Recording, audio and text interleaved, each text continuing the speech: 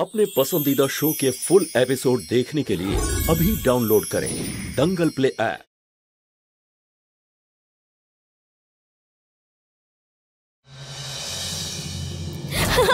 बचाओ बचाओ।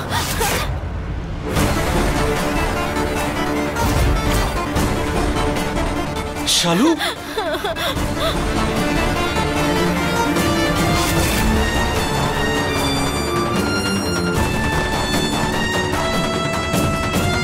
শালু, thank god তুমি এসে গেছো। কি হয়েছে রোশনি? আরশোলা ওখানে, আমি আরশোলাকে খুব ভয় করি।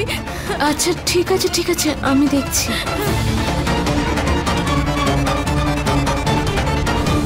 ওখানে ছিল আরশোলাটা।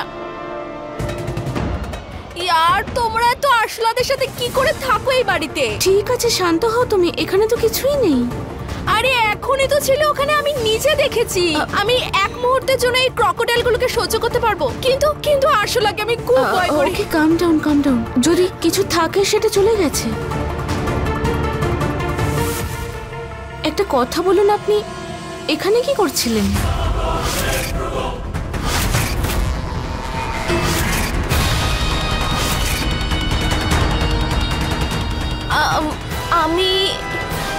আমি এখানে কি করছিলাম? হ্যাঁ, আমি এখান থেকে যাচ্ছিলাম, তো আমি বিশেষ শালু শালু করে চিৎকার করছিল। আমি ভাবলাম ওর হয়তো কোনো হেল্পের দরকার, তাই আমি শুধু ওর হেল্প করতে এসেছিলাম। আর আমি ওকে এই শার্টটা দিতে যাচ্ছিলাম, আর একটা বড় আরশোলা এসে যায়, আর আমি ভয় পেয়ে যাই। তাই তো শালু, আই এম সো সরি।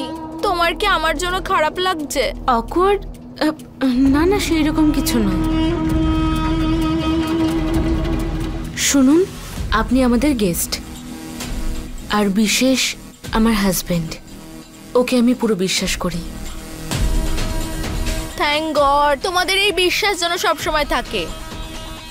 আরে এই আরশোলা চক্করে তো আমি সবকিছু ভুলেই গেছি যে আমার একটা মিটিং আছে রিসার্চের, আর আমার ওখানে যেতে হবে। ঠিক আছে, আমি তাহলে বেরোচ্ছি। Bye guys.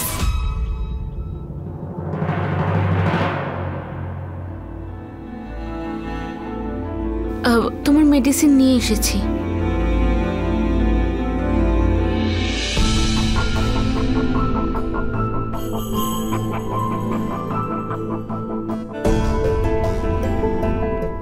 শার্টটা পরে নাও। শালু, ওই আমি বাথরুম থেকে স্নান করে বেরিয়েছিলাম, আর কোথা থেকে রোশনি চলে এলো। আর আমাকে কিছু বলার প্রয়োজন নেই। আস্তে।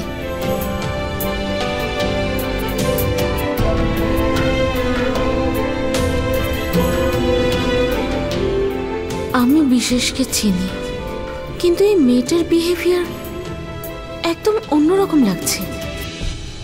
ওষুধ শেষ হয়নি শালু পান্ডে, ওটাকে শেষ করে দেওয়া হয়েছিল। আর ধীরে ধীরে সব কিছু শেষ করে দেবো, যেটা তোমাকে আর বিশেষকে একে অপরের কাছে নিয়ে আসে। আর যখন সব কিছু শেষ হয়ে যাবে, আর থাকবে শুধু ভুল বোঝাবুঝি। আর তুমি এটাও জানবে শালু পান্ডে, কি পুরো পৃথিবী রোশনির অ্যাকশন দেখে, আর রোশনির অ্যাকশনের প্রমাণ কেউ খুঁজে পায় না।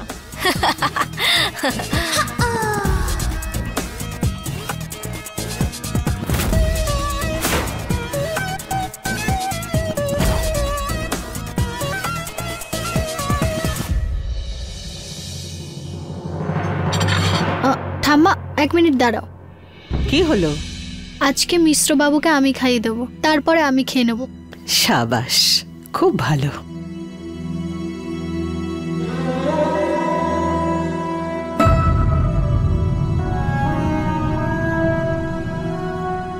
আমার জন্য তোমাদের সবাইকে খুব কষ্ট পেতে হচ্ছে, তাই না?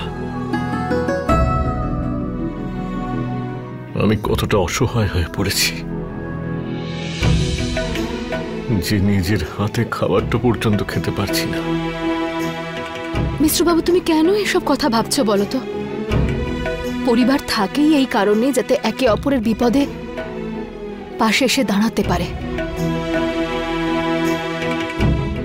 যে পরিবারকে কোনোদিন নিজের মনেই করিনি, সেই পরিবার আমাকে এতটা আপন করে নিয়েছে। আমি তোমাদের কৃতজ্ঞতার ভারে ক্রমশ নুব্জ হয়ে যাচ্ছি। মিশ্রবাবু, এখানে দয়ার কোনো বিষয় নেই। একটা পরিবারে কেউ যদি অসুস্থ হয় তখন তার খেয়াল রাখা পরিবারের বাকিদের কর্তব্য, এতে দয়ার কিছু নেই। আর আপনি যদি সাহায্যকে দয়ার নাম দিয়ে থাকেন, সেই হিসেবে তো আপনি আমাদের সবাইকে অনেকটাই দয়া করেছেন। এবার দেখুন, কুস্তি সেন্টারের জায়গা পাওয়ার জন্য আপনি আমায় সাহায্য করেছেন। আজ এই ছাদের নিচে মাথা গোজার ঠাঁই তো আপনার জন্যই পেয়েছি আমরা।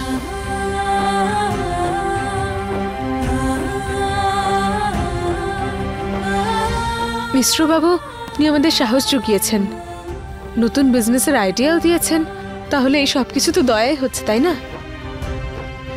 এখন আপনি যদি বলেন যে এগুলো দয়া নয়, তাহলে আমরাও আপনাকে কোনো রকম দয়া করছি না। আসলে কি বলুন তো, যখনই আমরা এই দয়া শব্দটাকে ব্যবহার করি, আমাদের সবার খুব অদ্ভুত লাগে। মনে হয় আপনি আমাদের সঙ্গে থাকেন ঠিকই, কিন্তু আপনি আমাদের সঙ্গে নেই। এমনিতেও আমরা সবাই তো শুধু সেটাই করছি যেটা আমাদের মা আমাদেরকে শিখিয়েছেন। যখন একটা বাড়িতে অনেক লোক একসঙ্গে থাকে, প্রত্যেকে প্রত্যেকের সুখ, প্রত্যেকের চোখের জলের খেয়াল রাখে, তখনই সেই বাড়িতে প্রাণ থাকে। আর সেই জায়গায় আপনি এই দয়া শব্দটা যদি ব্যবহার করেন, তখন কাছের ভাবনাটাই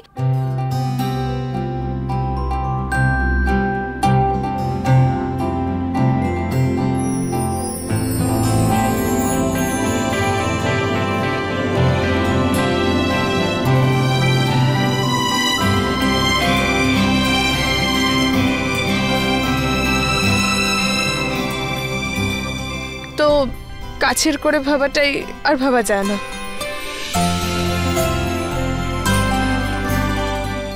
বুলবুলের কথাগুলো হয়তো খুব একটা মন রাখার মতো নয়, তবে আমার মনে হচ্ছে ও হয়তো মনে মনে মিশ্রবাবুকে আপন করতে চাইছে। বাহ বুলবুল দিদি, তুমি তো একদম শালু দিদির মতো কথা বলেছো। বুলবুল, তুমি একদম ঠিক বলছো। এই শব্দটা আর কোনোদিন ব্যবহার করব না। এবার থেকে যাই বলবো, নিজের অধিকার ভেবেই বলবো। আর এবার নাও, তোমরাও একটু তাড়াতাড়ি খেয়ে নাও।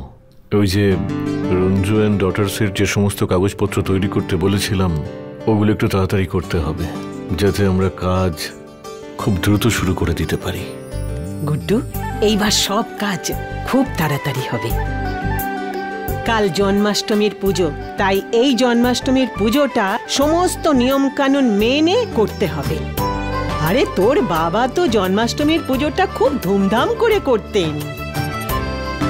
হ্যাঁ তো ঠাকুমা, আমরাও জন্মাষ্টমী ধুমধাম করে পালন করব। আরে বুলবুলি, তুই কি জানিস, তোর ঠাকুরদা না প্রথমবার তোর মাকে মন্দিরে জন্মাষ্টমীর দিন দেখেছিলেন।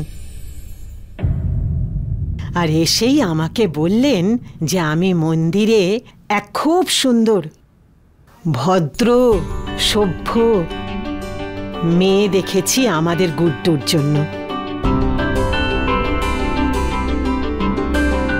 আচ্ছা ঠিক আছে, এবার তাড়াতাড়ি করে সবাই খাবার খেয়ে নাও, অনেক কাজ বাকি আছে। কাল সকাল সকালই এই পুজো শুরু হয়ে যাবে কিন্তু।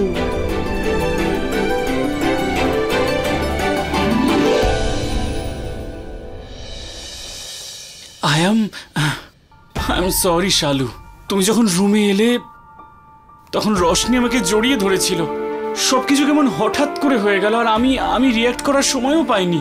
তারপর তুমি রুমে এলে আর ইটস ওকে, কোনো ব্যাপার না বিশেষ, ওঠো তুমি, কোনো ব্যাপার। যদি কিছু নাই হয়ে থাকে শালু, তাহলে আমার এরকম কেন মনে হচ্ছে যে আমি কিছু ভুল করেছি? বিশেষ মানুষ না ভুল করলেই খারাপ হয়ে যায় না, বরং নিজের উদ্দেশ্যের জন্য খারাপ হয়ে যায়। আর তোমার উদ্দেশ্য আমি জানি বিশেষ, আর সেই উদ্দেশ্যে আমার সম্পূর্ণ ভরসা আছে।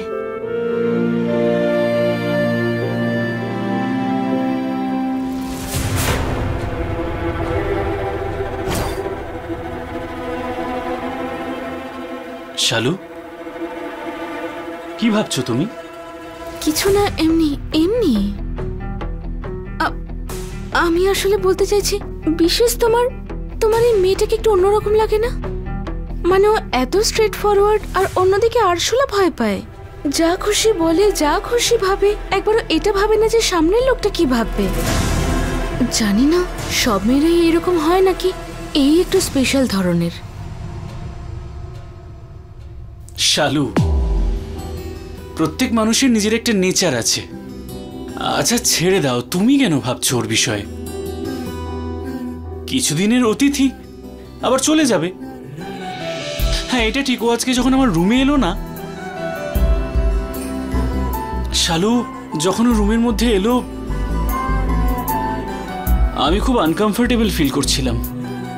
মানে আমি আমি আমি ওকে কি করে বাধা দেবো সেটাই ভাবছিলাম। আর তখন তুমি রুমে চলে এলে আর সব দেখে ফেললে। আই ডোন্ট নো তুমি কি ভাবছিলে তখন। কিছু ভাবিনি আমি। আর তুমিও এখন ভাবা বন্ধ করো বিশেষ। শুধু একটা কথা সবসময় মনে রেখো, আমরা দুজনে ভালোবাসা আর বিশ্বাস দিয়ে এই সম্পর্কটা গড়েছি, সেটাকে কেউ ভাঙতে পারবে না। Thank you Shalu, thank you আমার জীবনে আসার জন্য।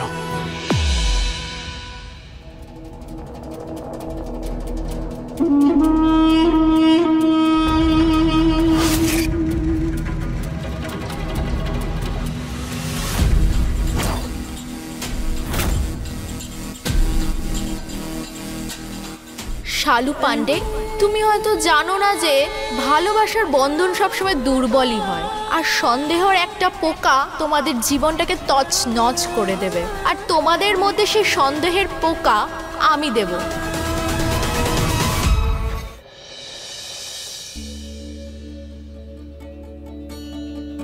এই নে মুস্কান, পুরনো ফুলগুলো সব ফেলে দে আর এই ফুলগুলো দিয়ে সাজিয়ে দে। ঠিক আছে ঠাম্মা। এই যে বেয়ান দিদি আবার এসে গেছেন আমার মন্দিরের সব কাজকর্ম পাল্টে দিতে। আমার সাথে আপনার কোনো সম্পর্ক নেই। তখন তো গুড্ডু বুঝতে পারেনি, তাই বাধ্য হয়ে আপনাদের সাথে সম্পর্ক রেখেছিলাম। আর এই মন্দিরে কোনো উল্টোপাল্টা কাজ চলবে না, সব সূক্ষ্মভাবে কাজ চলবে। আজ জন্মাষ্টমী, সকাল থেকে রাত পর্যন্ত পুজো চলবে। আর আজ মাঝরাতে গোপাল জন্ম নেবে। আর যখনই ওনার জন্ম হবে তখন সব কিছু ভালো হয়ে যাবে, আর তোমরা মার মেয়ে আমাদের পেছন ছাড়বে তখন। মা, এসব পুজো পাঠের ঢং করলেই না ভগবান খুশি হন না। ভগবানও তো সবকিছু দেখেন না। আপনি যে চালাকি করে রঞ্জু আর ওর মেয়েদের নিয়ে আমার বাড়িতে এসে উঠেছেন, তাতে কোনো মঙ্গল হবে না, শুধু অমঙ্গলই হবে দেখবেন। এখনো কোনো কিছু ক্ষতি হয়নি। আমার কথা শুনুন, আপনি গুড্ডুকে ছেড়ে আপনার বাকি পঙ্গপালদের নিয়ে এখান থেকে চলে যান। তারপর আপনাদের জীবনে শুধু মঙ্গলই মঙ্গল হবে, তার গ্যারান্টি আমি দিচ্ছি। তোমার এই কথাকে তো মানতেই হবে। তুমি তো এমন করে যে কোনো জিনিস চাও যেটা দিতেই হয়। আরে আমার গুড্ডু তো নতুন জন্ম নিয়েছে, ওকে আমি কি করে ছাড়ি, তাও আবার তোমার কাছে, যে নাকি ওর জীবনে বিষ ঢুকিয়ে দিয়েছে। মা, আমি কিন্তু এখনো আপনাকে সম্মান দিয়ে কথা বলছি, কিন্তু আপনি নিজেই নিজের মান সম্মান খোয়ানোর পথ বেছে নিচ্ছেন। ললিতা দেবী,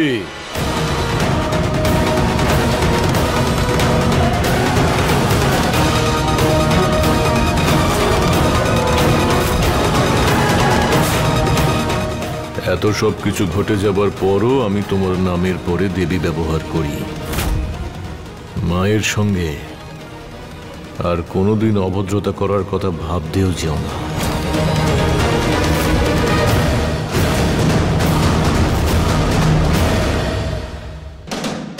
নয়তো আমি তোমার মঙ্গল হতে দেব না। আরে বাবা জীবন, আমি তো শুধু বেয়ান দিদির সাথে পুজোর ব্যাপারে কথা বলছিলাম, আর বেয়ান দিদি তো ভুল বুঝেছেন। জন্মাষ্টমীর এই উৎসব মা বাবার স্মৃতিতে পালন করে, আর এই পুজো আজও হবে, আর জাঁকজমকপূর্ণভাবেই হবে। আর যদি কারোর সেটা পছন্দ না হয় তাহলে সে দূরে থাকতেই পারে। আর একটা কথা,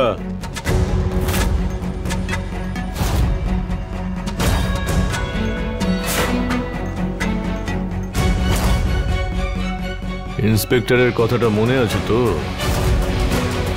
যদি আমার গায়ে একটা আঁচড়ও লাগে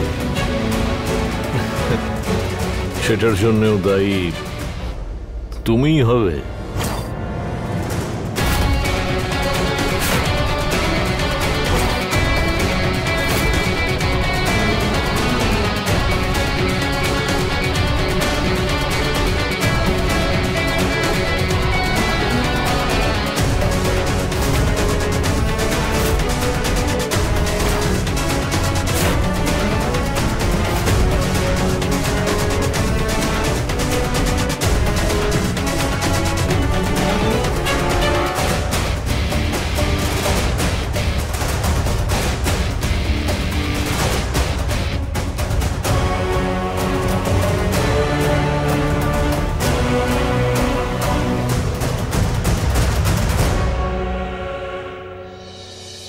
মায়ের শর্মার গুন্ডাটা খুব বিরক্ত করছে।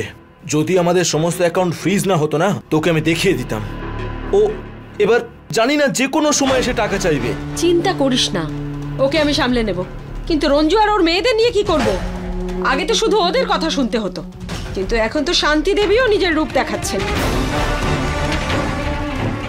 আমাদের যত তাড়াতাড়ি সম্ভব এদেরকে ম্যানেজ করতে হবে, না হলে ওরা গুড্ডুকে দলে পেয়ে। মা, আপনি তো সব সময় বলেন যে ঈশ্বর প্রতিটা কোনায় কোনায় আছেন। যদি সত্যি তাই হয়ে থাকে তাহলে আমাদের ওখানে গিয়ে পুজো করার কি প্রয়োজন? আপনি তো এই ঘরেও একটা ছোট্ট সিংহাসন রেখেছেন, এখানেই না হয় পুজো করে নি। মা, যখন ওদের আমাদের ওখানে গিয়ে পুজো করায় আপত্তি আছে তখন যাব না আমরা ওখানে। খুব শখ হয়েছে না পুজো করবার? আমি খুব ভালো করে জানি এই পুজো পাঠের অজুহাতে ওরা আসলে কি করতে চাইছে। ওই ফ্যামিলির প্রত্যেকটা মেম্বারের অ্যাকশনের পিছনে আসলে রঞ্জুর বুদ্ধিই কাজ করে।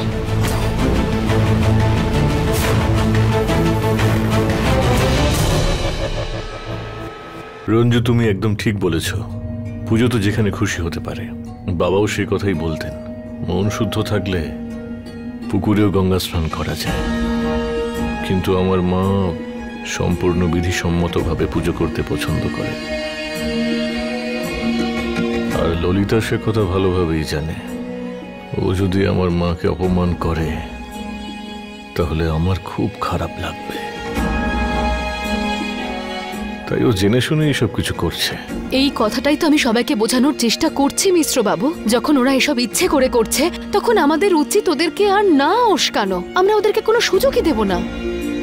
দেখো মিশ্র বাবু, আমরা এখানে একটা উদ্দেশ্য নিয়ে এসেছি, আর ওনারা তো চেষ্টা করবেই যাতে আমরা আমাদের উদ্দেশ্যে সফল না হই। সেই জন্যই তো প্রত্যেকবার ওরা নতুন নতুন সমস্যা সৃষ্টি করে আমাদের জন্য। ও আজও সেটাই করার চেষ্টা করছিল।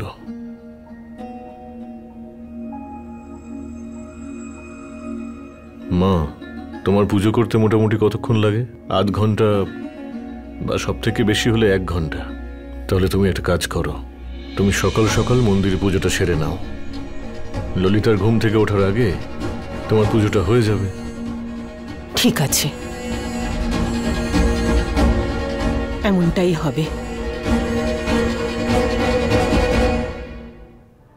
এই রঞ্জু আর ওর মেয়েদের মধ্যে যে হঠাৎ করে একটা কনফিডেন্স এসেছে না, সেটা শুধুমাত্র গুড্ডুর জন্য। আর গুড্ডুর দুর্বলতা হলো ওর মা শান্তি দেবী।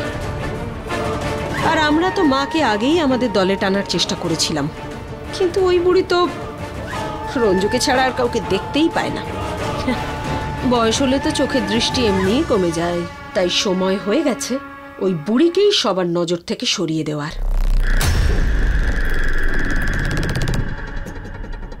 কাল জন্মাষ্টমী। এই জন্মাষ্টমীর দিনেই কৃষ্ণ জন্ম নিয়ে কংসের হাতের মুঠো আর কারাগার থেকে কৃষ্ণ ভগবান মুক্তি পেয়েছিলেন। ঠিক সেভাবেই শান্তি দেবীর আত্মাও তার শরীর থেকে মুক্তি পাবে। কালকের শুভ দিনেই ওদের সব্বার জীবনে অন্ধকার নেমে আসবে।